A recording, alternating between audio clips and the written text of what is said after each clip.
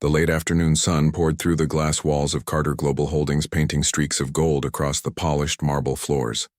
Amara Johnson stood in the grand foyer, clutching a leather portfolio tightly against her chest, its weight heavier than paper should ever feel. Inside were the financial records that exposed her stepfather Darius King's betrayal, evidence showing how he had stolen nearly $2 million from the company's charitable foundation. Every page was another wound and another secret that had destroyed her family's stability.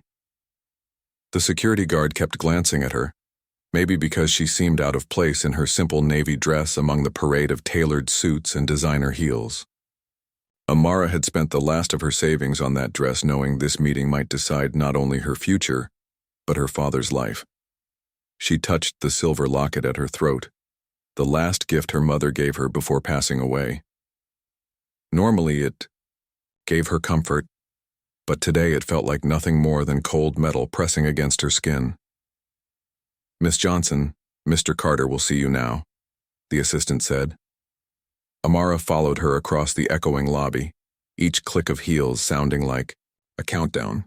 The elevator ride to the 50th floor was silent except for the pounding of her heart. Her dark eyes, wide with worry, stared back at her from the mirrored walls, her skin coffee brown but pale with fear, her posture usually confident but now betrayed by trembling shoulders. When the doors opened, the reception was built to intimidate with expensive art on the walls and sculptures worth more than she could ever earn.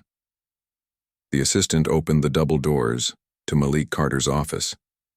It was vast, with floor-to-ceiling windows offering a breathtaking view of Atlanta's skyline. Unlike the cold modernity outside, the office radiated warmth with mahogany furniture, shelves lined with books and art from local black artists. Malik stood with his back to the room, gazing out at the city he had shaped.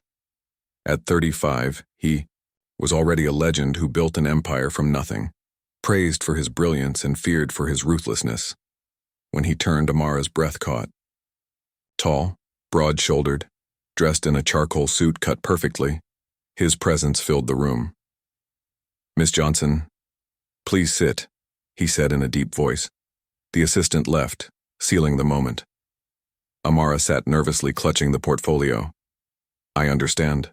You have something urgent to discuss," Malik said, his eyes sharp. Her rehearsed speech dissolved. "Mr. Carter, I'm here about the missing foundation funds." "Continue," he replied. She opened the portfolio with trembling hands, spreading out bank statements, falsified reports, and transfers. $2 million diverted over the past 18 months, she whispered. "And your connection?" "It was my stepfather, Darius King, and I want to make it right." Malik's jaw tightened. These funds were meant for children's education, healthcare for families, and community programs. The damage is more than financial. "I know," Amara said quickly, her voice cracking. "I teach at one of the schools your foundation supports. I've seen the difference this money makes, that's why I'm here. Darius has assets and properties that can be liquidated to repay the foundation." "That's a start," Malik said, turning toward the window. "But repayment won't restore trust. If this becomes public, the scandal could destroy everything." Tears burned Amara's eyes. "Please, my father is sick. Prison and the stress would kill him. I'll do anything to protect him." Malik turned back, studying her with an unreadable gaze. "Anything?" She lifted her chin. "Within legal and ethical bounds, yes. I'm not here to trade one crime for another. I just want to make things right." A faint smile touched his lips. "What exactly are you offering?" "My time, my skills. I uncovered this fraud myself. I can help prevent it from happening again. Nights, weekends, whatever it takes." He stepped closer, towering over her. "I already have auditors and experts. Why you?" Her voice steadied. "Because I care about the mission. Because I'll do whatever it takes to protect my family and to make sure justice is served." Malik's gaze lingered, searching. Finally he spoke. 3 nights. She blinked. "What?" "The foundation has 3 major events in the next 2 weeks. Galas, auctions, benefits. Appear with me, stand at my side, show donors that everything is fine. In exchange, your stepfather repays what he stole. quietly. No police, no scandal. Her heart pounded. And if I agree? Then you must commit fully. These events require charm, sophistication, and discretion. You'll need to act like you belong in my world. He extended his hand across the desk. Amara hesitated. But in his eyes she saw not only cold calculation but a flicker of warmth that gave her hope. She placed her hand in his and a spark rushed through her. "We have a deal," she said. "Malik," he corrected. "If we're convincing, we should be on a first-name basis, Malik," she whispered, the name feeling intimate. "Good," he said. "The first event is tomorrow night. Don't worry about attire. I'll arrange everything." She gathered her papers and headed for the door. "Amara," he called softly. She turned, startled. "You're either very brave or very foolish. I'm curious to see which." "Maybe I'm both," she answered firmly. A ghost of a smile curved his lips. "Until tomorrow night, then." Amara walked out on unsteady legs. Fear still gripped her, but alongside it was something new. Curiosity about the man she had just made a deal with in the 3 nights that could change everything. The dress arrived at exactly 3 p.m, carried by a white-gloved courier who handled the garment bag as if it contained gold. Amara's hands trembled as she unzipped it and revealed a gown so breathtaking it stole her words. Midnight blue fabric shimmered like a night sky filled with stars, delicate beadwork catching the light with every angle. A note was pinned to it in bold handwriting, "For tonight's Children's Hospital benefit. A car will arrive at 7. In her small apartment bathroom she worked for hours to prepare. She styled her natural curls into an elegant updo, letting a few soft strands frame her face. The gown slid over her skin as though it had been made just for her, which she realized it probably had. She added a hint of makeup, simple jewelry, and the silver locket at her throat. When the clock struck 7, a sleek black car pulled up outside. The driver opened the door and inside sat Malik Carter in a black tuxedo that only sharpened the commanding presence he carried. When he stepped out to greet her, his eyes widened, slightly as they swept over her. "You look perfect," he said, his voice low but certain. Warmth spread across Amara's chest. "Thank you. The dress is beautiful." "The dress is just a frame," Malik replied smoothly. "You are the masterpiece." She slid into the car as he offered his hand. The ride was quiet but filled with tension that seemed to hum in the air. Malik briefed her quickly about the evening ahead, pointing out key donors, the foundation's recent achievements, and the politics of philanthropy. Amara listened carefully, determined to represent his trust well. "Remember," Malik said, as the lights of the city blurred past the windows, "tonight isn't about the money that was stolen, it's about the children we're helping." She nodded, noticing how he had said we. The benefit was being held at the city's most prestigious hotel. The grand ballroom transformed into a glittering wonderland. Crystal chandeliers sparkled overhead, classical music filled the air, and gowns and tuxedos shimmered like jewels as people moved across the polished floors. The moment they entered, Amara felt every eye turned toward them. Malik's hand rested lightly on the small of her back, steadying her as they walked together into the center of this dazzling world. "Malik," an older woman greeted warmly, dripping in diamonds and presents. "We thought you might not make it." "Mrs. Silverstone, I wouldn't miss it," Malik answered smoothly. "Allow me to introduce Amara Johnson, one of our foundation's most passionate advocates." Amara smiled and extended her hand, her nerves settling at the care Malik took in his introduction. "It's an honor to meet you. I've been following your work on the pediatric oncology wing." The woman's eyes lit up, and within moments they were deep in conversation about the hospital's programs. Amara spoke from her heart, describing the children she taught who had benefited from the foundation's medical assistance. She didn't need to pretend. Her passion was genuine. As they moved through the ballroom, she felt Malik's gaze on her often. Every time she charmed another donor or handled a conversation with grace, she caught a flicker of approval in his eyes, perhaps even admiration. Dinner was served at a table with the hospital's chief of pediatrics and several major donors. Amara spoke confidently about the arts program she had introduced in her school, explaining how it helped children find hope. Malik leaned close and murmured, You never mentioned you were an artist. She smiled faintly. There's a lot. We don't know about each other. His gaze lingered on her. I'm beginning to see that. Later came the dancing. Malik led her onto the floor as the orchestra began a waltz. His hand was warm in hers, his other steady against her waist. They moved as though they had practiced together 1,000 times. You're full of surprises, he said quietly, as he turned her with ease. Where did you learn to dance like this? My mother, Amara answered with a bittersweet smile. She believed every girl should know how to waltz.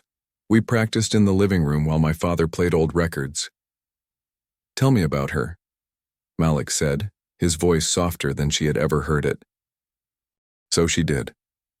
As they glided across the ballroom, she spoke of her mother's strength, her creativity, her belief that education was the key to a better life, and the illness that had taken her too soon. She explained how Darius had entered their lives afterward, promising security, only to leave destruction behind. Malik's grip on her waist tightened. You were too young to see what kind of man he really was. My father was drowning in grief. By the time we realized the truth, it was too late. You're not responsible for his actions, Malik said firmly. Maybe not, but I should have acted sooner, Amara whispered. You're acting now. That takes courage. The music shifted to something slower and more intimate. Without needing to speak, they drew closer. Amara felt the rhythm of his heart, the faint scent of his cologne, the steady strength in his touch. May I show you something? Malik asked as the song ended. She nodded, and he guided her through a set of French doors into a private garden strung with fairy lights. The night air was cool and fragrant. A fountain bubbled softly nearby. This garden is my favorite part. For the hotel, Malik said. It reminds me of where I started. My first job was as a gardener's assistant, long hours, minimum wage. But I learned something important. With patience and care, beautiful things can grow in the most unlikely places. Amara studied his profile in the moonlight, seeing beyond the powerful businessman to the young man, who had built everything from nothing. Is that why you started the foundation? She asked. Partly. I know what it's like to need help, to have potential but no resources. That's why what your stepfather did hurts so much. He turned and looked directly at her. But tonight I watched you inspire donors. Remind them what this foundation really stands for. You didn't just play a part. You made a difference. Her eyes filled with tears as his hand brushed her cheek lightly. Electricity sparked through her veins at the touch. When you walked into my office yesterday, I thought I had you figured out, Malik said quietly. Another desperate woman trying to fix a family mistake. I've never been happier to be wrong. They stood in the moonlit garden closer than they should have been, the air thick with unspoken possibility. A burst of laughter from inside broke the moment. Malik dropped his hand and stepped back. We should return. She nodded, though her heart raced with something she couldn't name. The rest of the evening passed in a blur. Malik's hand found hers often, steady and guiding, his eyes seeking her across the room. And when the car finally dropped her at her apartment in the early morning hours, she felt as though she had stepped out of a dream. But she knew one thing with certainty. Tonight was not simply about an arrangement. Something was shifting between them, something dangerous, something undeniable. The following evening, the Metropolitan Museum's Grand Hall was alive with brilliance.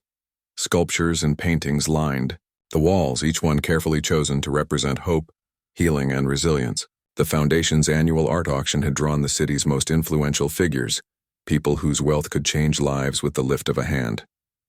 Amara stood before a striking canvas, losing herself in the swirls of color that seemed to pulse with light. Tonight's gown was emerald green silk, flowing like water with every step she took. Her hair cascaded in soft waves down her back, and the only jewelry she wore was her mother's silver locket. She felt transformed, yet grounded in who she was. That's one of my favorites. Malik's voice came from behind her, sending a shiver down her spine. He moved beside her, his tuxedo as flawless as the night before. The artist was one of our first grant recipients, Elena Wong. She was 16 when we met her, living in a shelter with her mother after escaping abuse. Now she teaches at the Art Institute and mentors other young artists. Amara's eyes traced a vibrant streak of blue across the painting. The colors feel like emotions made visible. That's exactly what Elena said when she donated it, Malik replied, his eyes fixed on her more than the art. I understand, Amara whispered. Sometimes creating beauty is the only way to survive pain. The moment stretched between them until a curator approached with instructions about the evening. Malik introduced Amara as his partner for the night, insisting she had a keen eye for emerging artists. The curator seemed surprised but quickly welcomed her involvement. As the auction began, Amara moved through the crowd with surprising ease. She spoke passionately about the art, drawing donors in with her ability to connect the pieces to human experience. To one couple, she explained how the brushwork mirrored a journey from chaos to order, comparing it to the Foundation's mission of helping families rebuild their lives. The donors listened intently, nodding with admiration. From across the room, Malik watched, his eyes warm with approval. Every time their gazes met, she felt her pulse quicken. He carried himself like a man who belonged in this glittering world, yet he never left her side for long, always returning, always grounding her. When Amara convinced the Carter family to bid on 3 paintings by young artists, Malik's hand found the small of her back. His touch was light, but it carried heat that spread through her body. During a quiet moment between conversations, Malik leaned closer. You're remarkable. Everyone here is enchanted by you. I'm just speaking honestly about the art, she said shyly. The pieces speak for themselves. It's more than that, Malik said, his eyes fixed on hers. You see the story behind every brushstroke. You understand the humanity in it. That's rare. Their eyes locked, and for a moment the crowded gallery disappeared. Sometimes beautiful things hide painful truths, Amara said softly. Like people. Malik tilted his head slightly. Like you? Amara's breath caught. I'm not hiding anything. You know why I'm here? Do I? His voice lowered. Because the woman I've spent these evenings with seems very different from the desperate daughter who walked into my office. Maybe I'm both, she whispered. Maybe we all carry different sides of ourselves. Tell me one of yours, he said, guiding her toward a quiet alcove where sculptures created shadows across the marble floor. Amara touched her locket, drawing strength. When I was younger, before my mother got sick, we used to visit a small gallery in our neighborhood. I would sit for hours sketching the paintings. I wanted to be an artist. But life happened. Medical bills, responsibility. I became a teacher. Instead, it was my way of keeping the dream alive. Do you still create? He asked gently. Sometimes late at night when I can't sleep, she admitted. I have a drawer full of sketches no one has ever seen. I'd like to see them someday, Malik said quietly, the simple promise making her heart race. Her lips curved faintly. Your turn. Tell me something real about you. He hesitated, then spoke. When I was building my company, I lived in my car for 6 months. I showered at the gym and worked out of libraries. I wore the same 3 suits rotated carefully, so no one noticed. Every morning I parked outside this museum and promised myself one day I'd walk in here not counting the price of admission. Amara studied his face, seeing not just the powerful billionaire but the young man who had fought his way up from nothing. That's why you started the foundation, she said softly. Partly, he admitted. I know what it feels like to have potential but lack opportunity. That's why what your stepfather did hurt so deeply. The money wasn't just numbers. It was stolen chances. Shame pricked at her. I'm so sorry. He caught her chin gently, forcing her to meet his gaze. We've been through this. You're not responsible for his choices. But I am responsible for making things right, she insisted. His voice lowered. Is that all this is to you, making things right? The question hung in the air between them, full of dangerous meaning. Their faces were close now, his hand brushing her cheek, her pulse racing with the pull between them. Before she could answer, The curator called Malik's name from across the room. The moment shattered. Malik dropped his hand reluctantly, though his eyes lingered on her face as though memorizing it. The rest of the evening unfolded in flashes. Bidding wars, donor applause, and conversations that blurred into background noise. What Amara felt most vividly were the glances, the accidental touches, the way Malik's presence seemed to find her no matter where she was. When the night ended, he walked her to the car, opening the door with quiet care. "Thank you for tonight," she said softly. "No," he replied, his gaze steady. "Thank you for proving my trust in you was right." The car ride was filled with silences heavy with meaning. When they reached her apartment, Malik stepped out to open her door, his hand brushing hers as he helped her down. "One more night," he reminded her. Her chest tightened. "One more night," she echoed. His hand rose, tucking a strand of her hair behind her ear, his fingers lingering just a second too long. "Sleep well, Amara." She watched his car disappear into the night. Inside her apartment, she carefully hung up the emerald dress and sat at her desk. For the first time in months, she opened her sketchbook. Pencil in hand, she traced the curve of his smile, the strength of his hands, the warmth of his eyes. It was more than a portrait. It was a confession in graphite and shadow. "One more night," she whispered to herself, her heart racing. "One more night to pretend this could be real." The symphony hall glowed like a jewel in the evening light, its grand architecture a symbol of timeless beauty. Inside, anticipation hummed in the air, not only for the music, but for the presence of Malik Carter and Amara Johnson together. Tonight marked the third and final evening of their arrangement, and both felt the weight of that unspoken ending. Amara's gown was a deep burgundy creation that shimmered beneath the lights, making her appear to glow from within. Her hair was styled in a sleek bun that revealed the graceful line of her neck. She had barely recognized herself in the mirror, but she carried herself with poise. Malik looked devastating in his tuxedo, but there was tension in the set of his jaw, as though he carried unspoken thoughts. Their car ride to the hall had been quiet, filled with glances that lingered too long, and silences heavy with things unsaid. Now as they walked through the grand foyer, Malik's hand rested lightly at the small of her back, and Amara felt how natural it had become to stand at his side. People turned to watch them, their presence commanding attention, as though they were already known as a pair in this glittering world. "The program tonight is special," Malik said softly as they greeted members of the foundation board.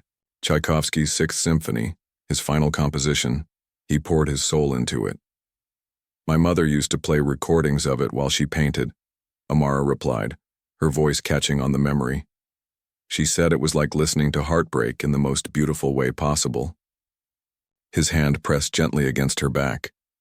"You continue to surprise me." Before she could respond, they were approached by the symphony's patrons.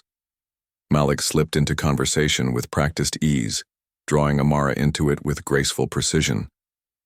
When he mentioned her role in bringing music programs to her school, her heart swelled with gratitude. He didn't just acknowledge her, he elevated her. She spoke passionately about her students, describing how music had given troubled children a voice and a purpose. As she talked, she caught the warmth in Malik's gaze and felt herself glowing under it. The lights dimmed, signaling the beginning of the performance. Their private box was positioned perfectly, intimate, yet commanding. As the orchestra began, Amara closed her eyes, letting the swell of strings wash over her. When she opened them, she found Malik watching her instead of the stage, his gaze burning with intensity. Slowly, he reached for her hand, his fingers interlacing with hers. The simple contact sent a wave of electricity through her veins. They sat hand in hand through the first movement, neither of them willing to let go. The music filled the hall, but in their box, it felt like the symphony was speaking only to them. During intermission, they remained seated, speaking quietly about favorite composers, childhood dreams, and hidden fears. It was the most personal conversation they had shared yet, and it flowed with a natural ease. "My father used to say music was God's way of reminding us we're not alone," Amara said softly, leaning against the balcony rail. No matter what we're feeling, someone else has felt it too, enough to turn it into a song. Wise words, Malik said, stepping closer until she could feel the warmth of his presence. Is that why you fight so hard to keep the arts alive in your school? Partly. Art and music aren't luxuries, they're lifelines. They give us ways to express what words can't. Like what you're feeling right now, Malik said, his eyes searching hers. Her heart thundered. She started, but her phone buzzed in her clutch, shattering the moment. She glanced at the screen and her blood ran cold. 3 missed calls from Darius. Malik noticed the change in her expression immediately. What is it?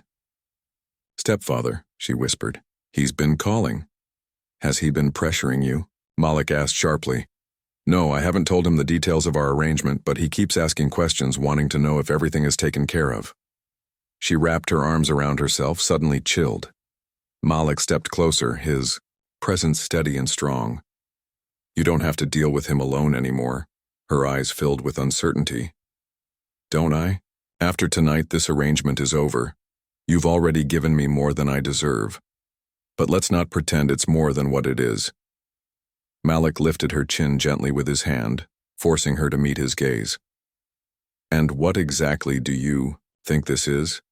Because from where I'm standing, it stopped being just an arrangement somewhere between your passion for art and the way you light up when you talk about your students. Her throat tightened as the second movement began, the music swelling with longing. Tears pricked at her eyes. Please don't, she whispered. Don't make this harder than it has to be. Stay for one more evening, he said suddenly. Not for any arrangement, just because you want to. The invitation hung between them like a spark waiting to ignite. But before she could answer, nearby patrons returned, breaking the fragile moment. The rest of the performance passed in a haze of emotion. During the slow adagio, Amara felt tears slip down her cheeks. Without a word, Malik pressed a handkerchief into her hand, his fingers brushing hers with a tenderness that felt like a promise. When the final notes faded, the audience erupted into applause, but Amara and Malik remained still, caught in their private storm of unspoken words. The drive home was filled with silence more powerful than speech. When they reached her building, Malik stepped out as always, opening her door. This time he did not let go of her hand. About what I said, he murmured, his thumb tracing circles against her palm. One more evening. No expectations, just us. Her eyes searched his, seeing sincerity and vulnerability beneath his usual composure. I'll think about it, she whispered. He lifted her hand and pressed a gentle kiss to her knuckles. The gesture was old-fashioned, tender, and it made her heart stumble. Good night, Amara, he said, his voice heavy with meaning. She stood on the sidewalk, watching his car disappear into the night. Inside, she carefully hung up the burgundy gown, though her heart ached as if she were leaving more than a dress behind. Sitting at her desk, she pulled out her sketchbook again. This time her pencil traced Malik's profile, his eyes, the way his hand had felt clasped in hers. Each sketch was a memory she didn't want to lose.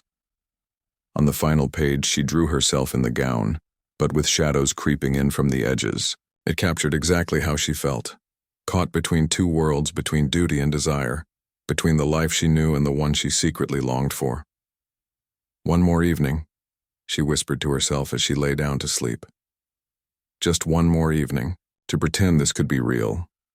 The day that should have been their fourth together dawned gray and heavy, as though the sky itself knew a storm was coming. Malik Carter had chosen a quiet restaurant in the historic district for that evening, far from glittering ballrooms and watchful eyes. He had reserved a private corner table, a bottle of Barolo waiting unopened, candles flickering softly. It was meant to be the beginning of something real beyond their arrangement. But as the minutes ticked by and the clock slid past 7, Amara Johnson did not arrive. Malik sat in silence, his fingers drumming against the tablecloth, his phone resting beside the untouched wine. He checked it again and again, searching for a message that never came. Anxiety, something he had not felt in years, began to build in his chest. By 8, concern outweighed disappointment. This was not like Amara. Even if she had chosen to walk away from whatever was forming between them, she would have told him. She was too honest, too considerate to simply vanish. Malik rose from the table, left payment untouched, and drove straight to her apartment. The doorman recognized him immediately, but his uneasy expression tightened Malik's stomach. "Miss Johnson left early this morning," the man said carefully. "There was an incident. Her stepfather came by. There was shouting. She left with him. She said everything was fine, but she didn't look fine." Malik's chest burned with a rising dread. He took the elevator up and knocked on Amara's door, calling her name. Silence. Just as he was about to turn away, the door opened. Standing there was Darius King. His once polished appearance was unkempt, his suit wrinkled, his eyes glassy with drink or something worse. He leaned lazily against the doorframe, his smile sharp and cruel. "Well, well," Darius drawled. "If it isn't the knight in shining armor himself. Where is she?" Malik's voice was calm but laced with steel.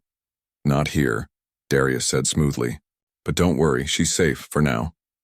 Malik's fists curled at his sides. "What do you want?" Darius straightened, his false charm dropping away to reveal greed and desperation.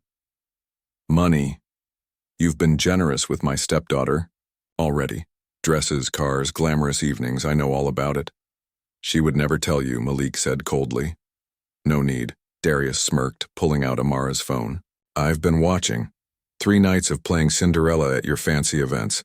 But the clock struck midnight, Malik. Now it's time to renegotiate the deal." "You're blackmailing me," Malik said, his voice dangerously low. "Blackmail is such an ugly word," Darius replied, pulling an envelope from his jacket. "I prefer to call it opportunity. $5 million, offshore account. Once the money clears, Amara comes home and this whole unfortunate story disappears. Otherwise, well, let's just say reputations are fragile. What would your board think if they discovered you covering up financial misconduct in exchange for the company of a young woman?" "Where is she?" Malik repeated, his voice tight with barely contained rage. Darius's smile widened as he lifted Amara's phone again. He tapped the screen and held it out. The image nearly broke Malik's control. Amara's face filled the screen, tear-streaked but defiant, sitting in what looked like a small room. "The timestamp was hours old.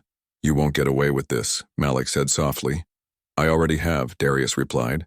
"You have 24 hours to make the transfer. I'll text you the details, and Malik, don't try anything clever. Her safety depends on your obedience." The door slammed shut, leaving Malik alone in the hallway, the envelope heavy in his hand, fury pounding through his veins. Back in his car, he tore it open. Bank details, transfer instructions, and one more thing, a small scrap of paper that had fallen into his lap. It was written in Amara's hurried handwriting. "Don't trust him. Be careful." Malik stared at the words, his chest tightening. Relief surged through him even as his anger deepened. She was still fighting. She was still thinking. Darius might believe he held all the cards, but he had underestimated 2 things: Malik's resources and Amara's courage. Within hours, Malik's office had been transformed into a command center. His head of security, Nathan Lee, brought in surveillance footage. His investigator, Sofia Alvarez, combed financial records. What they uncovered painted a darker picture. Darius's debts were far greater than anyone knew, and the people he owed were not the kind who forgave. The Romanov crime family had their claws deep into him, and Amara was caught in the middle of a game far more dangerous than a family scandal. As dawn broke, Malik stood at the window of his office, the storm clouds heavy in the distance. His reflection was a shadow against the glass, but his resolve was steel. This was no longer about business, reputation, or even repayment. This was about Amara. He picked up his private phone, dialed a secure number, and spoke in a voice that left no room for doubt. "It's time. Put everything in motion." The battle ahead would test every skill he had built in business and beyond. Darius thought he was holding Amara hostage, but Malik knew the truth. She was leaving him clues. She had already started the fight, and Malik Carter was prepared to finish it. The storm rolled in as the city braced for dawn. Somewhere in the Shadows, Amara waited, and Malik vowed he would not stop until she was safe, whatever it took. The morning after Darius's threat, Malik Carter moved through his office with the focus of a general preparing for war. Every instinct told him time was short. Amara's note, scribbled in haste but sharp with intent, burned in his pocket like a beacon. She was trying to help him even while she was trapped, and he would not waste that courage. Sofia Alvarez, his investigator, spread a series of photographs across the polished table in Malik's private conference room.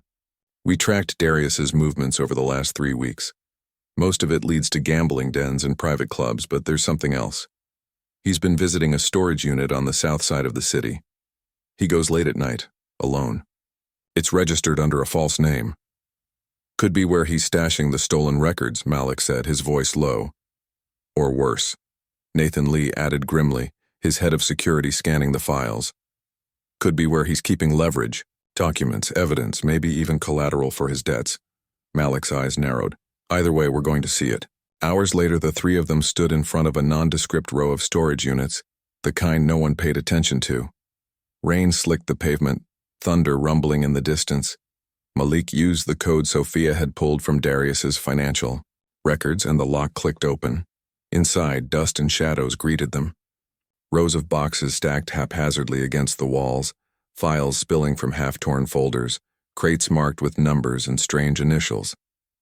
Malik pulled a flashlight from his pocket and swept the beam across the clutter. What he found made his jaw tighten. Ledgers filled with names and payments, bank statements connecting Darius to the Romanov syndicate, photographs of transactions, backroom deals, and meetings that tied him directly to organized crime. And tucked away in a small locked case, a folder labeled with Amara's name. Malik's pulse kicked. He broke the lock with one sharp motion and opened it. Inside were photographs of Amara taken without her knowledge. At school. At her apartment. Walking through the park. Notes scrawled in Darius's handwriting. Use her. She's leverage. She won't betray me. Malik's grip on the folder tightened until his knuckles turned white.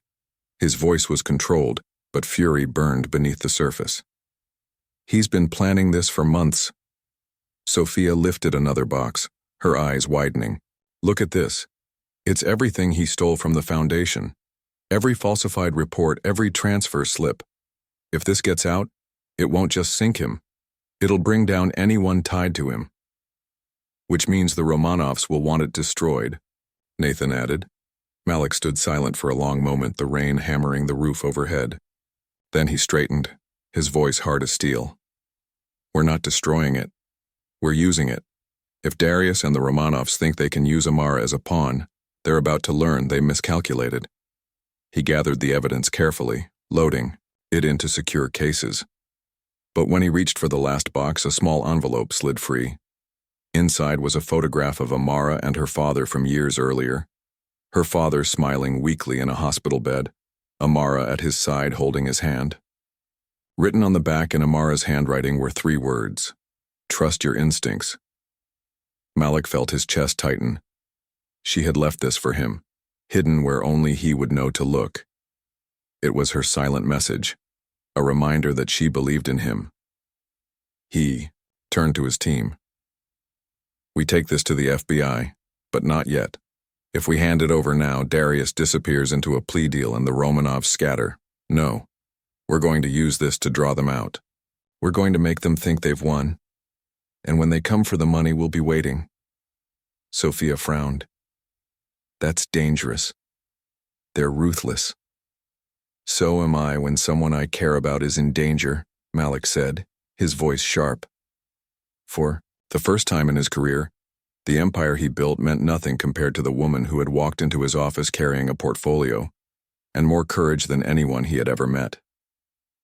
As they left the storage facility, and the storm broke across the city, Malik knew the next move would decide everything. Darius thought he could manipulate and control, but he had forgotten the most important rule. You do not threaten what Malik Carter has claimed as his own, and whether Amara knew it yet or not, she had become just that. The room was cold and windowless, lit only by a flickering bulb that buzzed overhead. Amara Johnson sat on a metal chair with her wrists bound, her silver locket pressing into her skin as if reminding her of who she was. The air smelled of damp concrete and smoke, the sound of dripping water echoing in the distance. She had been here for hours, long enough to understand exactly what her stepfather had done. Darius King paced across the floor, his expensive shoes clicking on the cracked cement, his voice sharp and restless. "You don't understand, Amara. I didn't have a choice. The Romanovs don't forgive debt. If I hadn't delivered you, they would have killed me." Amara lifted her chin, her dark eyes burning with fire. "So you sold me out instead? Your own family? You betrayed the foundation, you betrayed my mother's memory, and now you've betrayed me." Darius flinched but quickly masked it with arrogance. "Don't be dramatic. Once Malik pays, you'll be free. You'll thank me when all this is behind us." "I will never thank you," Amara snapped. "You've spent your life destroying everything good around you, but I promise you this. You won't destroy me." Before Darius could respond, the heavy metal door creaked open, and two men entered. They were tall, broad, dressed in dark suits. That did nothing to hide the menace in their eyes. One of them spoke with a thick accent. "Mr. King, we've given you time. Where is our money?" Darius's voice faltered. "Carter will transfer it. He knows what's at stake." The man's cold gaze slid to Amara. "And what if he doesn't? Perhaps this girl needs convincing." Amara felt her pulse race, but she forced herself to sit tall. "Do what you want. Malik won't bend to your threats. He's smarter than you think." The man's eyes narrowed. "Brave words for someone in chains." "Chains don't break my spirit," she said, her voice steady. "You may hold me here, but you will never own me." The second man stepped forward, anger flashing, but the first raised his hand. "Enough. We keep her alive for now, but if Carter doesn't pay by tomorrow, she will learn what it means to truly suffer." They left, the door slamming behind them, leaving silence in their wake. Darius turned on her angrily. "Why provoke them? Do you want to die?" "No," Amara said evenly. "I want to live with dignity, something you know nothing about." "You think you're better than me?" Darius hissed. "No," she replied, her voice filled with quiet strength. "I know I am." Her defiance shook him more than any chains could. He turned away, muttering under his breath, but Amara saw the tremor in his hands.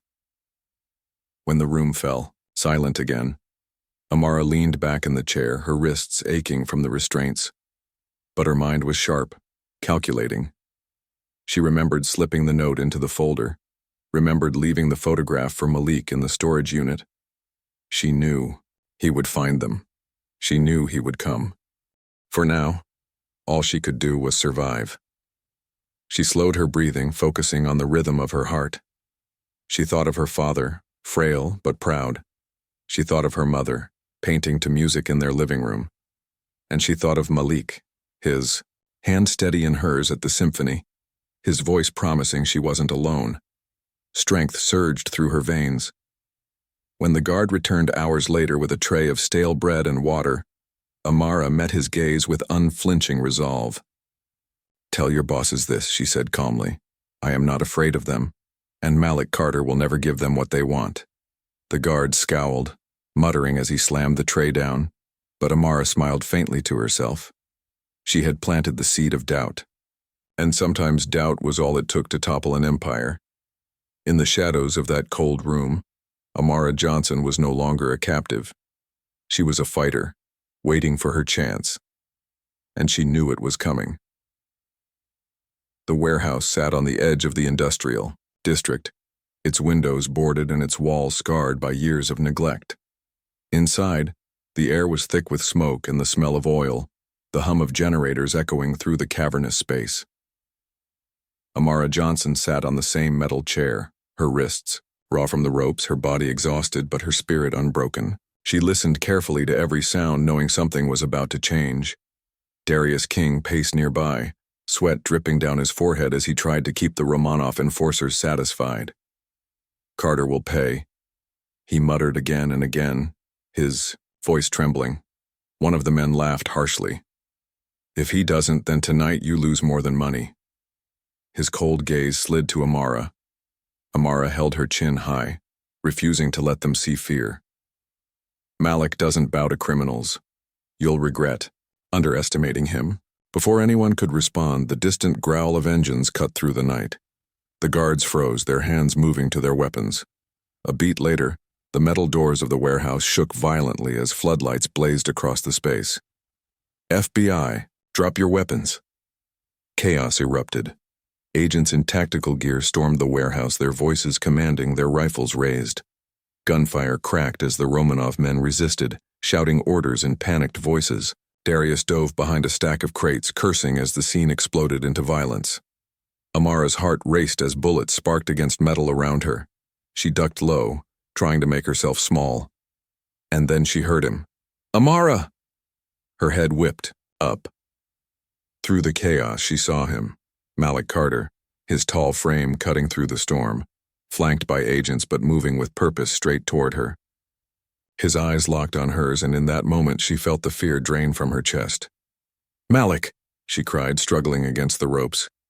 He reached her in seconds, his hand strong and steady as he cut her free.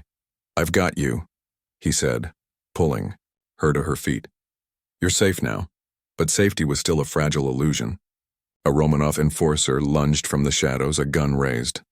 Malik moved instinctively, shielding Amara with his body. The shot rang out, deafening in the warehouse, but the agent beside them fired first. The man dropped, his weapon clattering across the floor. Malik turned to Amara, gripping her shoulders. Are you hurt? She shook her head quickly. No, I'm fine. What about you? I'm not leaving you, he said firmly. Across the room, Darius tried to slip toward the back exit, clutching a briefcase stuffed with files.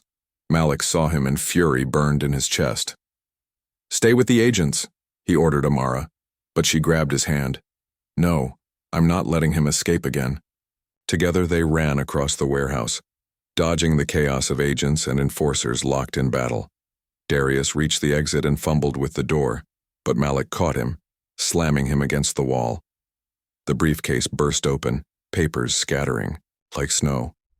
You sold out your own family, Malik growled, his fist gripping Darius's collar. You put Amara's life in danger. For what? Money you were never going to keep? Darius sneered, his voice shaking. You think you're any better? You think she really belongs in your world?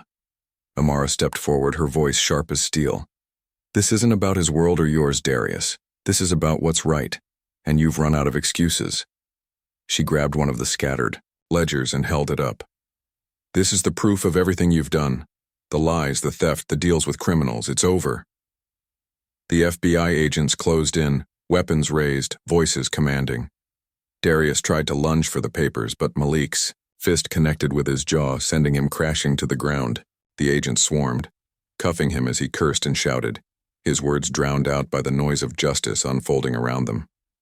Amara's breath came in sharp bursts, her chest heaving as she looked at Malik. He stepped close, his hand steadying her.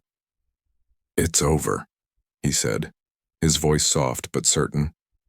Tears welled in her eyes as she pressed her forehead against his chest. You came for me.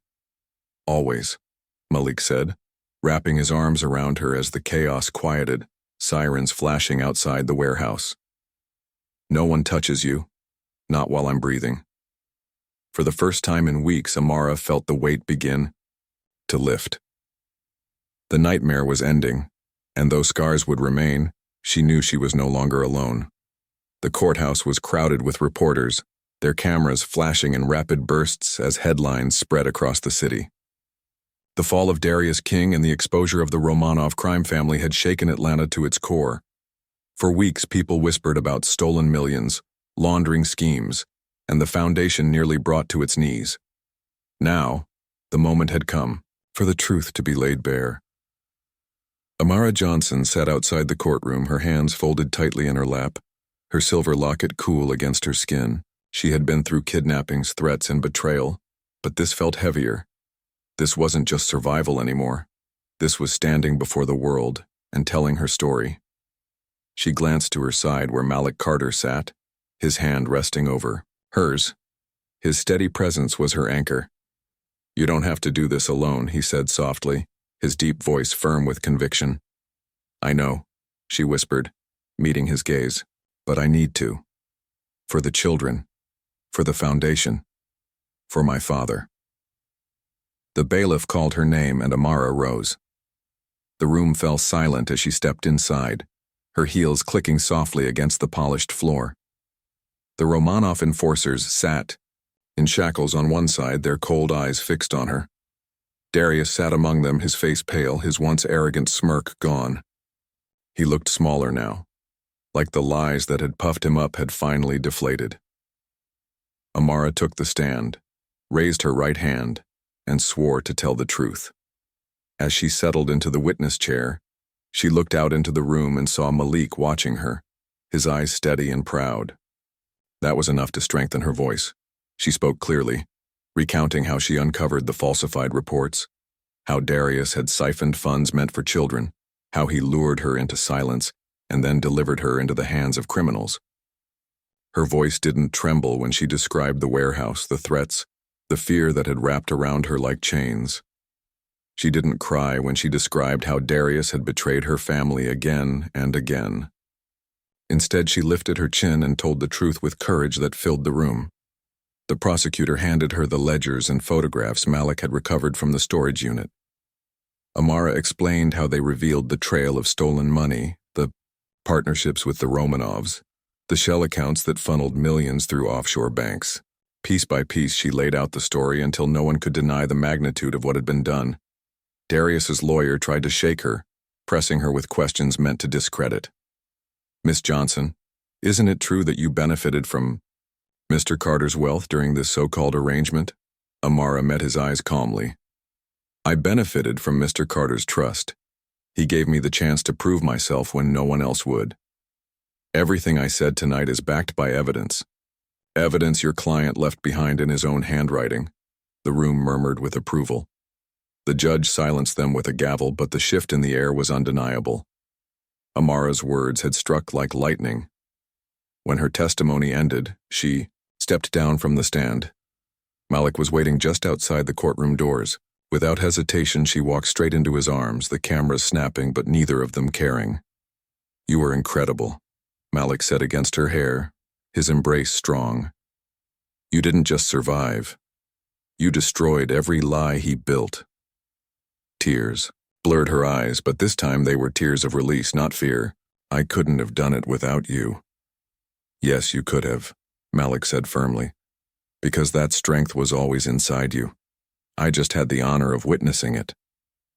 The verdict came swiftly. Darius King was sentenced to decades, in prison for fraud, embezzlement, and collusion with organized crime.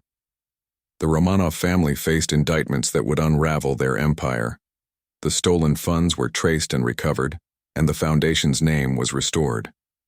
In the weeks that followed, the city began to heal. Schools received the funding they had been promised, hospitals regained their support, and families once again felt the hope that the foundation represented. Amara visited her father in the hospital, holding his hand as tears filled his tired eyes. "You saved us," he whispered. "No," she said softly. "We saved each other." And when she left his room, Malik was waiting in the hall, his hand reaching for hers like it had always belonged there.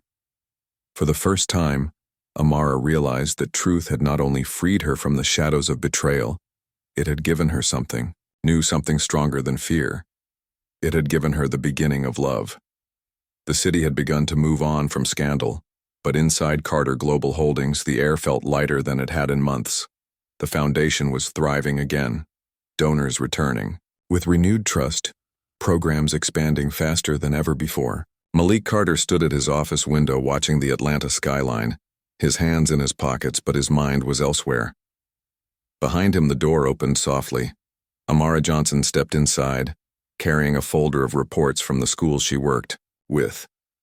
Her hair fell in soft curls, her dress simple but elegant, her presence filling the room in a way no one else's ever had.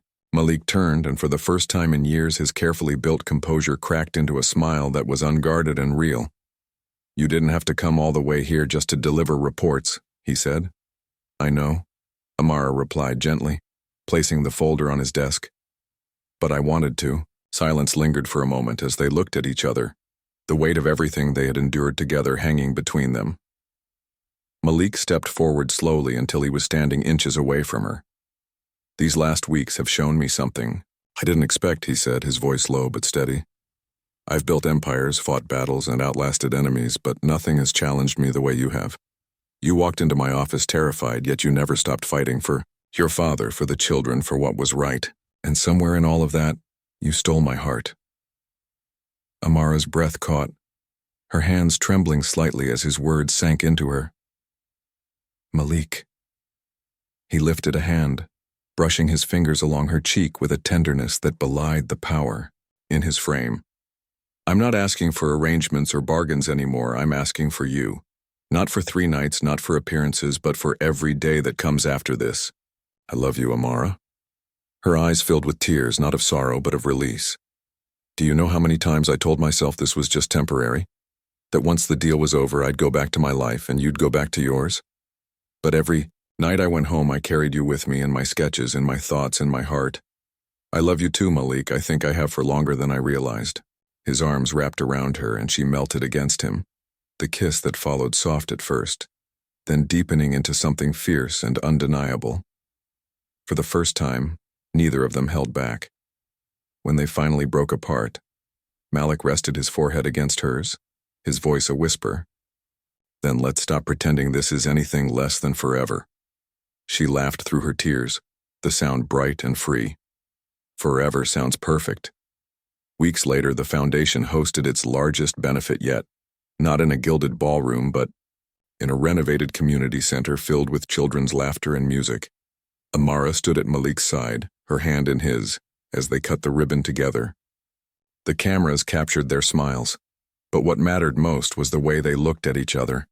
2 souls who had walked through darkness and found light in each other's arms. That night, when the last of the guests had gone and the city was quiet, Malik and Amara stood on the rooftop of the foundation building, the skyline stretching out before them. He pulled her close, her head resting against his chest, the silver locket glinting in the moonlight. "We started with a bargain," Amara said softly. 3 nights that weren't supposed to mean anything. "And yet," Malik replied, pressing a kiss to her temple, "they meant everything. In the silence of the night, with the city humming below and the stars above, they chose their future, not bound by contracts or circumstance, but by love, trust, and the promise of new beginnings." For Amara Johnson and Malik Carter, the story was no longer about sacrifice or scandal. It was about healing, justice, and the kind of love that turns broken pieces into something unshakable. And this time, it was not for 3 nights. It was for always.